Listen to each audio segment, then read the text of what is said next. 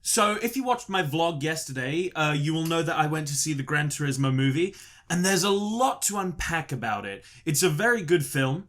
So it kind of started off, it just looked like a Sony advert to me. Kind of like that video, like PlayStation Through the Years or PlayStation for the Players. I can't remember what it's called. Like the editing and the way people spoke, it just didn't seem natural. But as time went on, it then started to become a bit more like a movie product. And in fact, the fact that it looked like an advert made it a little bit funnier when they came out with the occasional swear word, like the kind of thing you wouldn't say. I went into this thinking that it was going to be a little bit more family friendly, but then I realized, wait a minute, it's based on true story, so it's going to use realistic dialogue every now and then. Of course, it has its generic plot points and its flaws. You know, every movie has flaws. Every movie has its generic plot points. Like, of course, we have the thing with the son who wants to, you know, pursue his big dream of driving, and the dad doesn't approve that. You know, you can't avoid those very much anymore. It's hard to make original things these days. But again, I don't mind that. If I'm going into it, it's okay. But later on in the movie, when, you know, the characters started going into more emotional, more serious moments, that's when it really started to turn on for me. Like, there's an emotional moment between, Yun, I think his name is Yun. I can't remember, how you pronounce his name, but I think it's Yun, who's the protagonist of this story, where he's about to do his big race, and the dad comes in, and of course they have the emotional exchange where the dad apologizes for everything he said. But the way they do it, it's a little bit more realistic, like, because you see these a lot in movies where the dad is saying about how he's really proud of the son. The way the dad kind of points out his flaws makes it seem like he's in a position of lower authority, and Yun is actually the one who isn't just being talked down to by his really proud father. Yun actually seems like he has some kind of, you know, bigger position over him.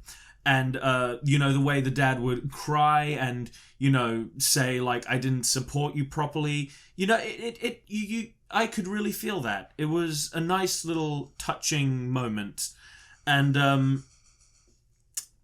also the driving. The thing I really love about Gran Turismo, the game, I said this in my PlayStation video, that the driving, it just feels so real. I can just feel the impact of how fast the car is going.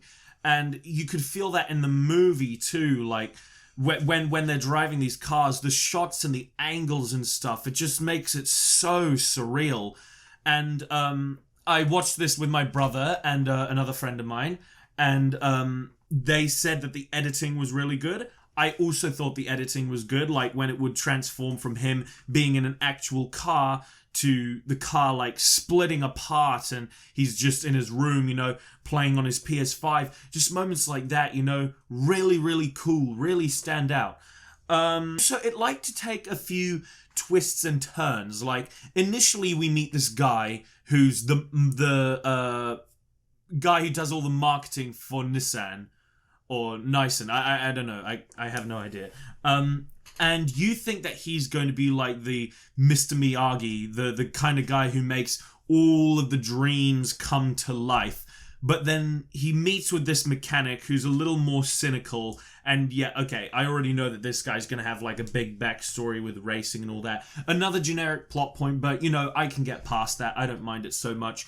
And you think, but then later on, the frickin' marketing guy starts to get a little bit more of a cynical edge to him, but it's a realistic cynical edge where Yun wins the race at the academy, but he doesn't feel confident as announcing Yun as the winner because he's not marketable enough. He's not good enough for the media and all that kind of stuff.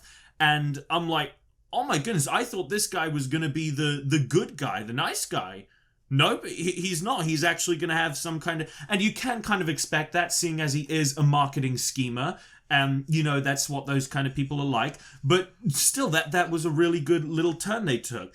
And of course, the American mechanic guy, you already know that he wanted to become a racer, and, you know, he had a big crash and he gave up and stuff. And then the same thing happens to Jan, where he freaking, you know, gets into this big crash and the guy tells him not to give up. But, you know, yeah, it, like I say, has its generic plot points. Every movie does. But that's okay. That's good, because there's other good stuff about the movie to unpack. So, yeah, overall, it was a really good movie. I really liked how it was based on the true story, and how it told the story of the actual guy in the end who's done 200 races. And they showed some pictures. It was a PS3 competition. In the movie, it was a PS5 one, because obviously they want to keep up with the modern age. But I think that was really, really cool. It was really nice. So yeah, I'm going to give this movie the same way I rated my Mr. Beast bars. I'm going to give it a 8 to a 9 out of 10.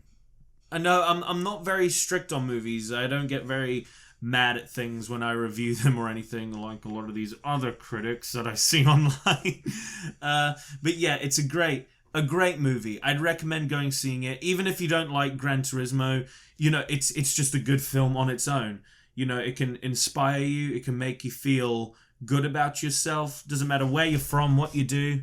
Yeah. So, hope you enjoyed this review, and comment down below if you want more.